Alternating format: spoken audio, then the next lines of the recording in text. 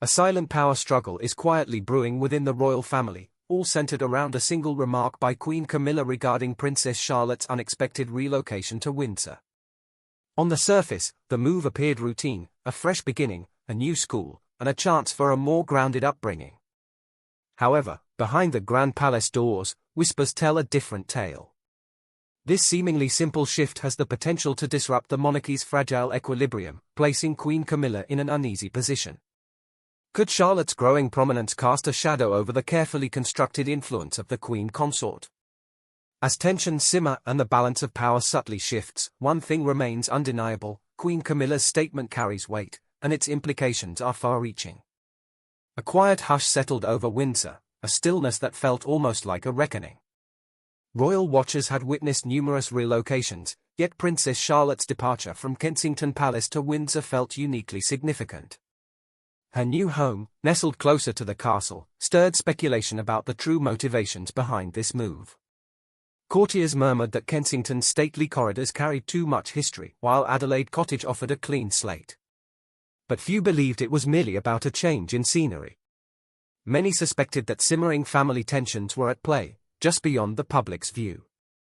Observers analyzed Prince William and Princess Kate's statements regarding the transition. Their words painted a picture of a desire for normalcy, a grounded upbringing for their children, an opportunity for wide-open spaces, and perhaps, fewer intrusive eyes. Yet, beneath their polished words, some insiders hinted at the looming presence of Queen Camilla. While both households maintained an outward display of unity, royal confidants recognized the complexity of the situation. Camilla had spent years solidifying her place in the monarchy following King Charles's ascension. Now, the rise of a young and charismatic royal like Charlotte could shift public attention in an unintended direction.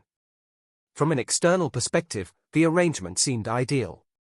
The children would attend Lamrook School, a prestigious institution known for its emphasis on well-rounded development and idyllic surroundings.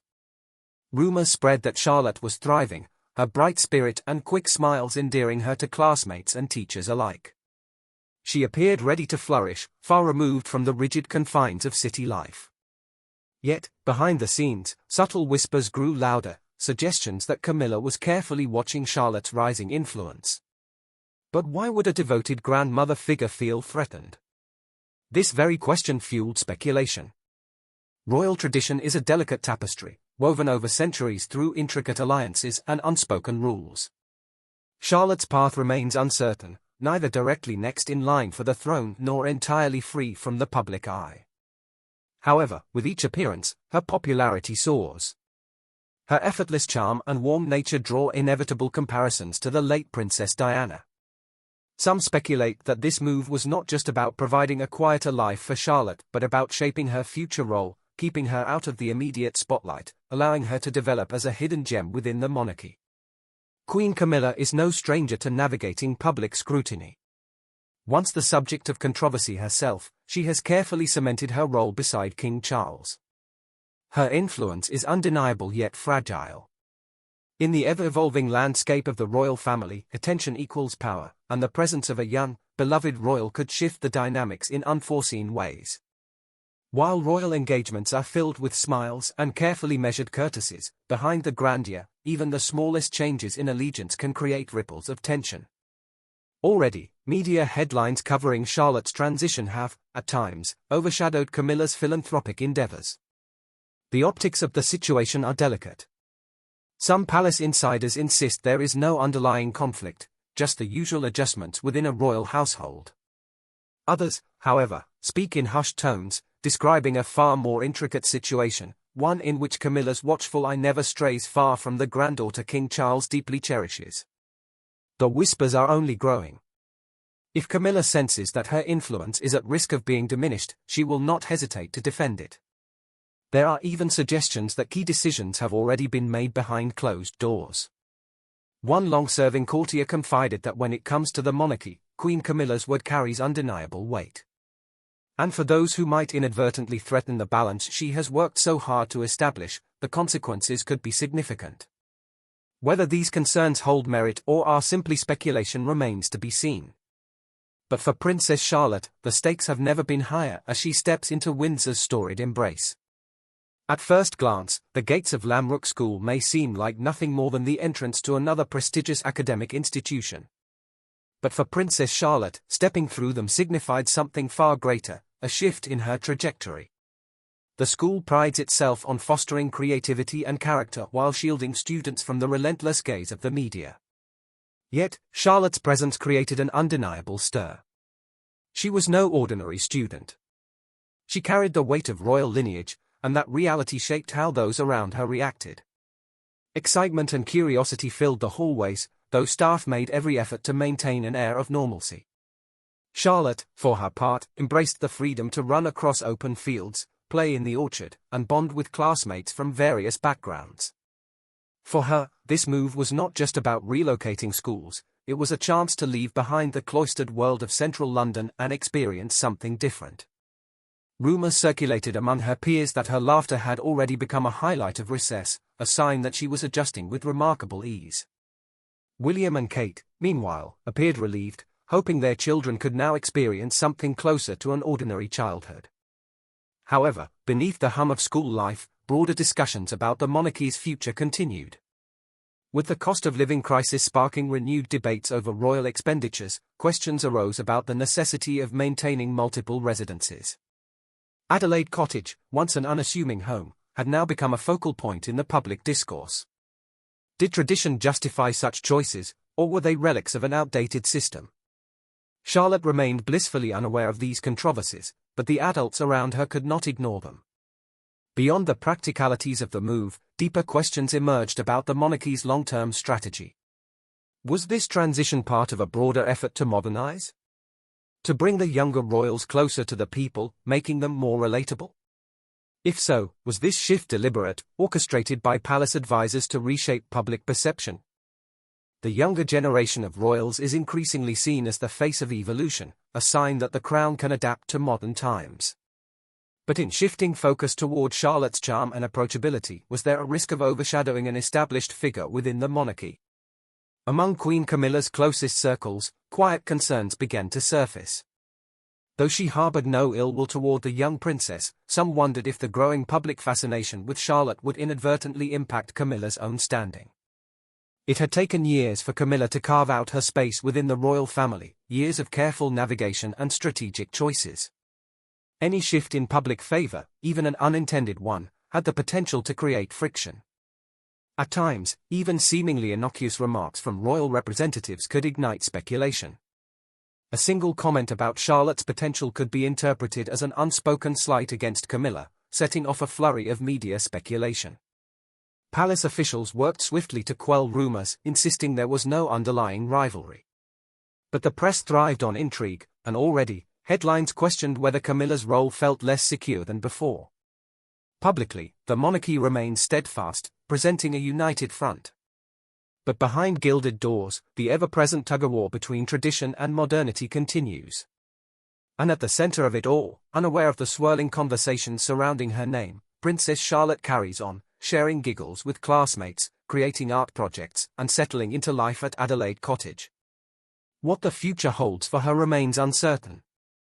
A young schoolgirl today, but perhaps, in time, a figure with influence far greater than anyone had anticipated. Each afternoon, Charlotte's parents endeavored to maintain a life of simplicity for their children. However, beneath this seemingly serene existence, the powerful currents of the monarchy flowed, subtly hinting at deeper struggles that could shape both her and Camilla's futures in ways no one could fully foresee. As Charlotte's presence within the royal sphere grew, so too did Camilla's quiet concerns. The sun cast its golden light over the vast 52-acre grounds of Lamrook, illuminating the sprawling lawns where students played and studied. Among the 620 boys and girls, Princess Charlotte was quickly finding her footing, an eager child overflowing with curiosity.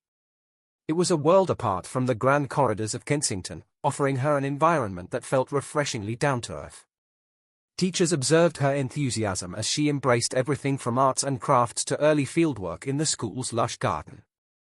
This was precisely the atmosphere her parents had hoped for, a nurturing space that instilled confidence while maintaining a sense of discipline. As Charlotte acclimated, onlookers marveled at how seamlessly she blended with her peers. Of course, her royal status came with certain privileges, enhanced security, personalized schedules, but the school's philosophy encouraged each child to forge their own path. Beyond the school gates, however, discussions about her future within the monarchy remained constant. Many recognized that while Prince George was the direct heir, Charlotte's position was more complex. She remained within the top ranks of succession, yet she was not the primary heir, walking a delicate line between royal duty and personal development. This dynamic captured the attention of palace insiders, as history had often relegated the siblings of future monarchs to the shadows, sometimes leaving them adrift without a clear purpose.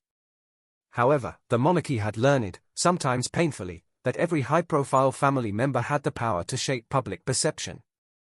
Charlotte's popularity was an asset, a bright, relatable figure who could reinforce the monarchy's appeal, particularly among younger generations. But no shift in prominence comes without its risks. Some within palace circles recalled how Princess Diana's overwhelming popularity once unintentionally diverted attention from the monarchy's central figures. This was a cautionary tale that resonated with Queen Camilla and her close advisors. Having endured years of media scrutiny and public skepticism, Camilla had painstakingly carved out her place within the institution. Even now, as queen consort, she navigated her role with diplomacy, championing charitable causes such as literacy initiatives and public engagements. Yet, the monarchy's influence often gravitated toward those who captured the public's affection, and that affection could shift in an instant. If Charlotte's star rose too brightly, would Camilla's carefully cultivated presence fade into the background? For now, Camilla publicly embraced Charlotte's fresh start, even sending small gifts when she first arrived at school, gestures meant to foster goodwill and unity within the family. Official statements reinforced a narrative of shared support, but behind closed doors, senior staff remained ever watchful. Royal watchers analyzed every nuance, an omitted invitation, a shift in protocol, a fleeting expression, searching for clues about who might gain or lose influence. Was the monarchy subtly shaping Charlotte's public image to counter lingering controversies from the past? For the broader public, Charlotte's transition was seen through a more relatable lens, a young girl adjusting to a new school, making friends, and settling into unfamiliar routines. It was a universal experience that garnered empathy, drawing the public closer to the royal family. This empathy became a reservoir of goodwill, one the monarchy could tap into during challenging times. However, balancing this goodwill with the visibility of senior royals remained a delicate task. Inside Lambroke's corridors, the school bells chimed for the next lesson. Charlotte, her backpack bouncing against her shoulders, ran off with a carefree innocence, heading toward a future that felt both ordinary and extraordinary. Little did she know that beyond the neatly trimmed hedges, a storm of power struggles, shifting alliances, and Camilla's quiet, calculating gaze loomed in the background. One day, Charlotte might have to navigate these entangled threads herself. But for now, she was simply a bright-eyed child brimming with immeasurable potential. The decision to relocate Charlotte, George, and Louis to Windsor sparked wider debates about royal finances. Critics pointed out that maintaining multiple luxurious residences, despite their historical significance, seemed out of touch with the financial struggles faced by everyday families. Kensington Palace remained a formal base, and Anmer Hall in Norfolk served as another retreat. This led many to question whether Adelaide Cottage was truly necessary. Buckingham Palace officials defended the move, emphasizing the need for privacy and practicality. This was, after all, a decision made by parents seeking a peaceful environment for their children. Yet, the debate persisted. Amidst these discussions, some supporters framed Charlotte as a symbol of modern adaptation, a young royal stepping into a co-educational, forward-thinking school, bridging tradition with contemporary values.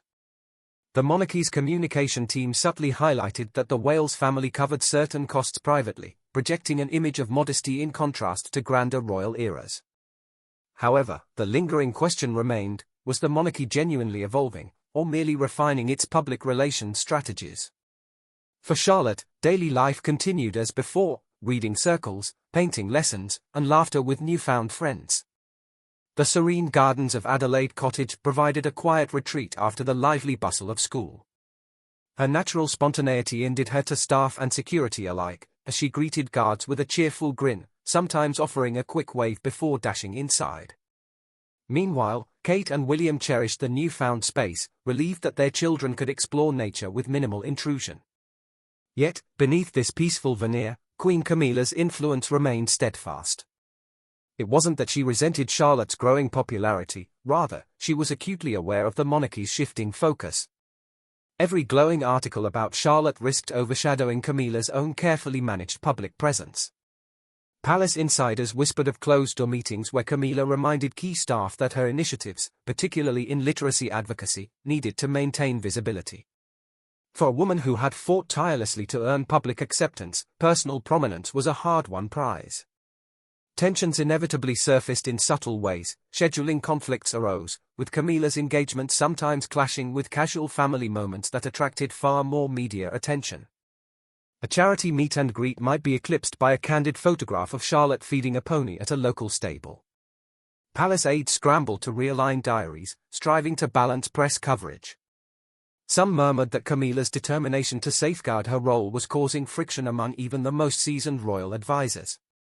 Then came the quiet whispers that spread through palace corridors. At a private gathering, Camilla was rumored to have made a firm statement about the monarchy's hierarchy. "Charlotte is precious," she reportedly said, "but let's not forget the established order." Some interpreted these words as a veiled warning, a reminder that when it came to visibility, Camilla's standing was non-negotiable. The transition to Windsor also reshaped Charlotte's relationship with her brothers, Prince George and Prince Louis. Away from the formalities of London, the siblings discovered new ways to bond, racing across the cottage lawns, whispering secrets beneath the towering trees, and relishing a freedom that Kensington's strict security had never fully allowed. Those who caught rare glimpses of their interactions remarked on their unmistakable closeness. Positioned between an older brother destined to be king and a younger brother full of boundless energy, Charlotte served as a vital link in their dynamic. This sibling unity, carefully nurtured by Kate and William's hands-on parenting, became a key element of the monarchy's public appeal. It was more than just the carefully staged smiles on palace balconies, it was a genuine, heartfelt connection. Yet, even genuine affection did not eliminate the inevitable complexities of royal life. Within the Wales household, discussions about duty and evolving responsibilities were never far from the surface, preparing the children for a future that, like all things in the monarchy, would be shaped by both tradition and the ever-watchful gaze of the public. Kate, in particular, prioritized instilling humility in her children, ensuring that Charlotte and her brothers remained aware of both their privileges and their responsibilities. William, on the other hand, carefully balanced tradition with a modern father's intuition, favoring heart-to-heart conversations over formal lectures. Their parenting style was refreshing, deeply respectful of the crown yet acutely mindful of their children's emotional well-being. Publicly, this evolution in royal parenting has been widely celebrated. Social media frequently buzzes with snapshots of Charlotte's sweet and thoughtful gestures, whether she's kindly handing out treats at charity drives or warmly embracing a new classmate on their first day. Each of these seemingly small moments, captured by both official photographers and casual bystanders, fuels admiration for the young princess. In an era filled with uncertainty, the monarchy's portrayal of a harmonious family dynamic offers a comforting distraction from heavier global headlines. Even critics, who are often skeptical of the royal institution, have softened their views at times, acknowledging how grounded William and Kate remain. Yet, behind the palace walls, these endearing public moments have also sparked a quieter sense of unease. High-ranking royal insiders have recognized the growing potential of Charlotte's wholesome image to overshadow other senior royals. While King Charles stands firmly at the top of the monarchy's hierarchy, Queen Camilla's public perception remains more delicate. She has dedicated significant energy to earning the public's favor, gradually achieving a form of acceptance, but acceptance is not the same as universal admiration. If the court of public opinion rallies behind Charlotte, an innocent and promising young princess, what does that mean for Camilla? Whispers of a potential recalibration within the monarchy have begun to circulate. Some believe that as Charlotte matures, the royal family will gradually increase her public visibility, leveraging her relatability to connect with future generations. But could this strategy inadvertently diminish Camilla's prominence? Behind closed doors, insiders continue to debate their next steps. Some suggest orchestrating joint appearances between Camilla and Charlotte to quell speculation about any rivalry. Others propose carefully pacing Charlotte's public engagements to ensure that the Queen Consort retains her standing. No official policy has been declared, but a subtle shift in palace communication suggests an awareness of the delicate balance at play. The royal advisors appear to be navigating a fine line, championing Charlotte's growing appeal without sidelining Camilla. Maintaining unity is paramount, yet with public sentiment constantly evolving, the question remains, will Charlotte's star continue to rise beyond expectations, potentially leaving a queen consort struggling to keep from being overshadowed? For now, the siblings' laughter echoes through Adelaide Cottage, blissfully untouched by the palace intrigue swirling just beyond their reach. Kate and William remain steadfast in their belief that Charlotte and her brothers should be given the freedom to grow beyond the gilded constraints of traditional royalty. Their approach resonates deeply with parents across the nation, people who juggle school drop-offs, bedtime stories, and everyday family challenges. This relatability has led some to wonder, is the monarchy finally shedding its once distant image? More than ever, modernization is not a luxury, it is a necessity for survival in a world that increasingly questions inherited privilege. But is every royal prepared for this shift? Inside Buckingham Palace, some senior courtiers have quietly expressed concerns about placing so much emphasis on children who are not yet in their teens. They argue that an increasing focus on Charlotte may destabilize the existing hierarchy, particularly for Queen Camilla. The Queen Consort has navigated her role with methodical precision, carefully building public goodwill over time. However, Charlotte's sudden surge in popularity threatens to disrupt this fragile balance. On the public front, Camilla remains unwavering in her royal duties, hosting literary events, championing causes for domestic abuse survivors, and visiting community centers with her characteristic composure. Yet, keen observers in the media have noticed that her engagements are receiving slightly less coverage than before. If a candid photo of Charlotte coincides with Camilla's latest initiative, is it merely a coincidence? Perhaps. But in the monarchy, very little is ever left to chance. This growing undercurrent of tension presents a delicate dilemma. Fostering Charlotte's rise as a beloved and relatable princess is beneficial, but how can the monarchy ensure that Camilla is not sidelined in the process?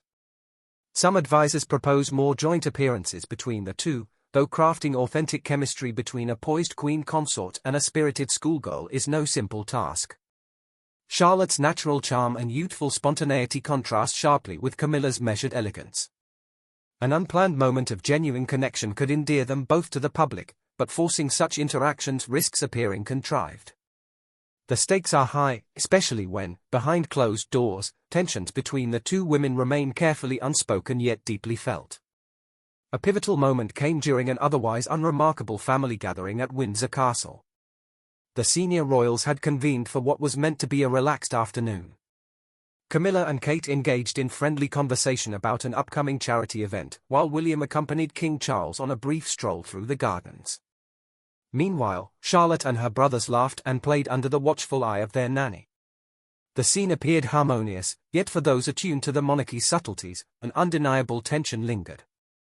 Behind the scenes, whispers circulated among palace staff that Camilla had held a discreet meeting earlier in the day with a select group of confidants. Unverified reports suggested she had voiced concerns about the growing media focus on Charlotte. While Camilla was not outright opposed to the young princess's rise, she believed it needed to be handled with careful precision. At this stage in her life, she sought peace, not a resurgence of comparisons and controversies that might threaten her position. Then, an innocent incident took on unintended weight. During an energetic game of tag with her younger brother, Charlotte accidentally bumped into a small side table, sending a few drops of tea spilling onto Camilla's hand. The young princess immediately apologized, but according to those present, Camilla's expression momentarily flashed with irritation before she quickly masked it with a practiced smile. Though the moment passed quickly, the tension lingered. Later, behind closed doors, Camilla reportedly expressed frustration at the unrelenting focus on Charlotte, an attention that, in her view, sometimes overshadowed the work and recognition she had spent years cultivating. While no direct confrontation took place, the mood among palace staff was noticeably subdued. One longtime aide was overheard making a cryptic remark, "When lines blur, the Queen's word is final." Whether Camilla intended this as a warning remains a matter of speculation, but the implications were clear. The corridors of the palace buzzed with quiet discussions. Some royal watchers recalled previous moments when Camilla's words carried lasting consequences, and they speculated, was another subtle power shift underway. Would Charlotte's rise continue unimpeded, or would the monarchy intervene to safeguard its established order? In an institution rooted in tradition, challenges to the hierarchy are rarely left unchecked. Meanwhile, King Charles found himself caught in a delicate balancing act. He deeply cherished both his wife and his grandchildren and understood the importance of maintaining a stable family image. Above all, Charles believed that unity was the monarchy's strongest foundation, and any division threatened that principle. He privately encouraged Camilla to embrace Charlotte's growing role while simultaneously instructing advisors to ensure that no single royal figure overshadowed the others. It was an intricate strategy, with the potential for missteps at every turn. By evening's end, the family gathering concluded with polite smiles. Charlotte ran off to find Kate, blissfully unaware of any underlying tensions. Camilla, ever composed, departed alongside Charles, her expression unreadable. To the public, it was just another royal occasion, charming, orderly, and uneventful. But for those who understood the deeper currents of palace dynamics, a shadow had settled over Windsor. The Queen Consort's stance was clear, and Charlotte's future, while undoubtedly bright, was not without its challenges. Will Charlotte's growing presence mark a major shift in the monarchy? Share your thoughts in the comments, and don't forget to like and subscribe for more intriguing royal insights.